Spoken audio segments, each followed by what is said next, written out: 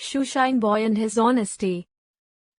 Read and enjoy. Let's read a story of a boy who struggles in the beginning but his honesty pay off in the end. It was hopeless to remain there in the small village. There was no food, no love and no future. So Saurabh decided to leave for a big city. Maybe afterwards, one by one, he could take his family also there. He just could not see the hunger and torture his family faced. So, one fine day, Saurabh simply ran away. That was 4 years ago. He was only 11 then. From the day he left his house, Saurabh had a difficult time. In the beginning, he had no food and no shelter. No one cared for him. He hated begging, so he cleaned cars and floors of shops and served at food stalls. He did whatever he could do honestly for his survival. He slept outside the railway station and made friends with orphan boys and stray dogs. Slowly, he started borrowing shoe polish kits from his friends whenever they were sick or needed a holiday. Within a few weeks, he was able to purchase his own kit. He started traveling in trains, getting paid by passengers to get their shoes polished. At night, he always slept outside the railway station.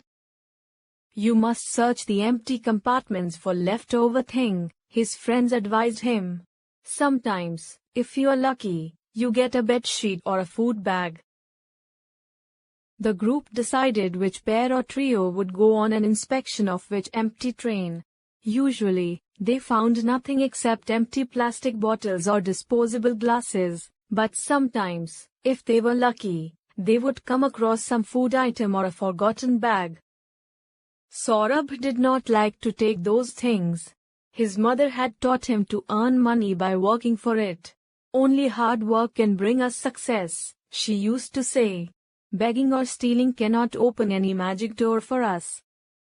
But his new friends had taught him otherwise, that accepting leftovers was not a theft and no sin at all. It would not harm anybody. So, on that lucky night, Saurabh with Rohit and Shobhit was scheduled to be on the inspection tour of a train at the end of its run. Saurabh knew that Rohit was down with fever and Shobhit would be trying to get tickets for a new movie that was a box office hit.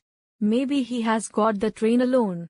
His eyes searched for leftover things as he went from one compartment to another, when suddenly his eyes fell on a small briefcase lying on an upper berth, in a corner. No one could have left that purposely, he thought, so it would be a theft if I take it away with me. Someone must have forgotten it, but another person will grab it if I leave it here. I must give the bag to a responsible person so that the owner will get it back. There may be something important in that bag. Thinking thus, Saurabh took the bag but he was afraid to go to the police. He had seen them being rough to people. They may accuse me of stealing it and then put me in jail, he thought. Better I go to the station master. At least he knows that I am not a thief. The station master knew him well. He had earned his goodwill by his honesty and good manners. He would definitely help him in a difficult situation.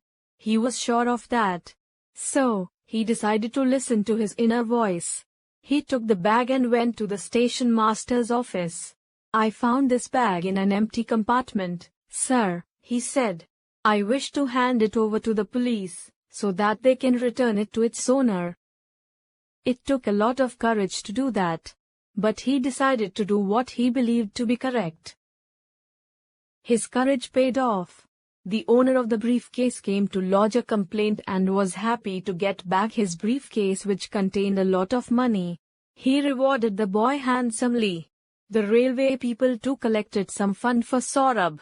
The press published the story of the Shoeshine boy and many welfare associations came forward to felicitate Saurabh on Children's Day. Now, Saurabh stays in a hostel and studies in a good school. His dream is going to come true. In the near future, he will be able to get a decent job and look after his family. I keep 6 honest serving men. Poem. I keep 6 honest serving men. They taught me all I knew. Their names are what and why and when, and how and where and who. I send them over land and sea.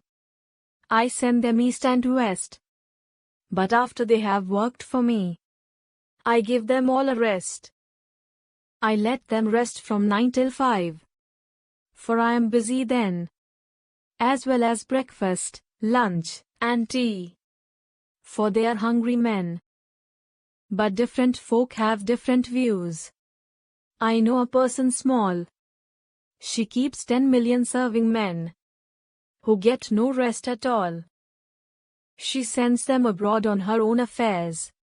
From the second she opens her eyes. 1 million house, 2 million wares, and 7 million wise.